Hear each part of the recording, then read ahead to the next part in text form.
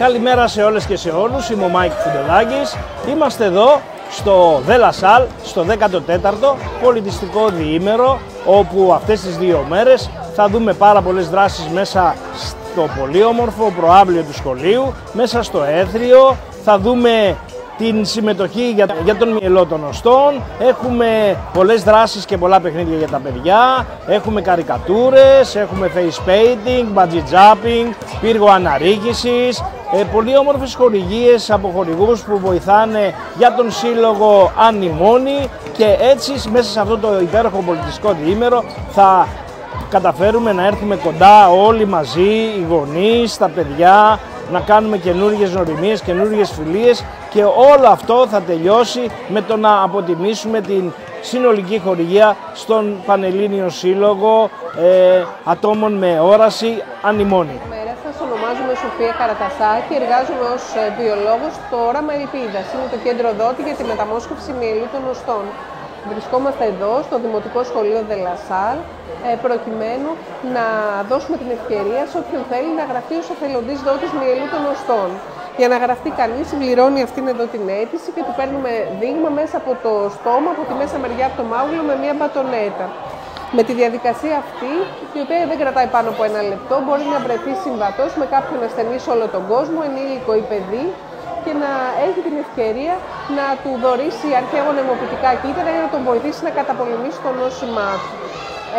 Να πούμε ότι υπάρχουν 2 τρόποι για να δώσει κανείς τα κύτταρα αυτά. Οι περισσότεροι δότες μας διαλέγουν να τα δώσουν από το αίμα με μια απλή διαδικασία που διαρκεί περίπου 4 ώρες και μοιάζει με μια παρατηταμένη αιμοδοσία. Υπάρχει και ο δεύτερος τρόπος, όπου τα κύτταρα τα παίρνουμε με παρακέντηση. Γίνεται με γενική αναισθησία και κρατάει περίπου 1,5ωρο. Να πούμε επίσης ότι και στις 2 περιπτώσεις η δωρεά είναι πάρα πολύ πολύτιμη και μπορεί να δώσει σε έναν ασθενή μια δεύτερη ευκαιρία στη ζωή.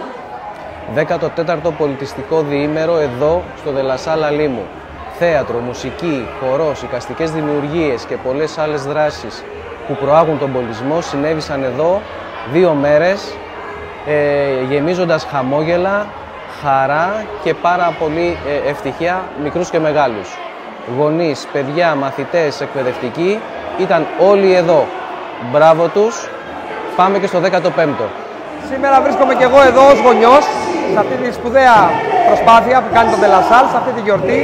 Συγχαρητήρια σε όλους τους δασκάλους, σε όσους συντονίζουν την προσπάθεια αυτή, και του χρόνου να είμαστε καλά. Καλώς, τι μου. Πώς σε λένε? Μυρσίνη, χαίρομαι πολύ, εγώ είμαι η Έγλη. Θα κάνουμε μαζί face painting. Ωραία. Έχεις να μου δώσεις κάτι? Ένα κουπόνι για face painting. Να βοηθήσουμε όλα τα παιδιά από την Αμιμόνη, που έχουν δυσκολίες, που αντιμετωπίζουν δυσκολίες όρασης και καθημερινότητας και χρειάζεται να τους βοηθήσουμε όλοι. Συμφωνεί? Κόλλατο. Τι θέλεις να ζωγραφίσουμε? Αυτό που βάφτιζε και το άλλο κοριτσάκι. Το ουράνιο τόξο? Ναι. Με τα λουλούδια και τα σύννεφα? Ναι. Είσαι έτοιμη? Ναι. Φύγαμε. Πάμε να βάλουμε τώρα χρώματα για να φτιάξουμε το ουράνιο τόξο. Είσαι έτοιμη να δεις τον εαυτό σου? Ένα τρίτο λουλούδι. Θες και ένα τρίτο λουλούδι από εδώ? Ναι. Για δες από εδώ. Πώς σου φαίνεται? Ωραίο. Ωραίο. Ήταν όπως το φαντάστηκες, Λίγο πριν ολοκληρωθεί το 14ο πολιτιστικό διήμερο στο De La Salle, τον Νηπιαγωγείο και το Δημοτικό, είμαστε πάρα πολύ χαρούμενοι, πήγε πάρα πολύ καλά, είχαμε πάρα πολύ κόσμο. Ήρθαν τα παιδιά εδώ, έπαιξαν, διασκέδασαν, έφαγαν, είδαν τους φίλους τους, είδαν το σχολείο με ένα διαφορετικό μάτι, γιατί το σχολείο δεν είναι μόνο μαθήματα, είναι και πολλά άλλα. Να είμαστε καλά και του χρόνου πάλι όλοι μαζί εδώ στο De La Salle, στο Νηπιαγωγείο μας και το Δημοτικό μας. Σας ευχαριστούμε πολύ.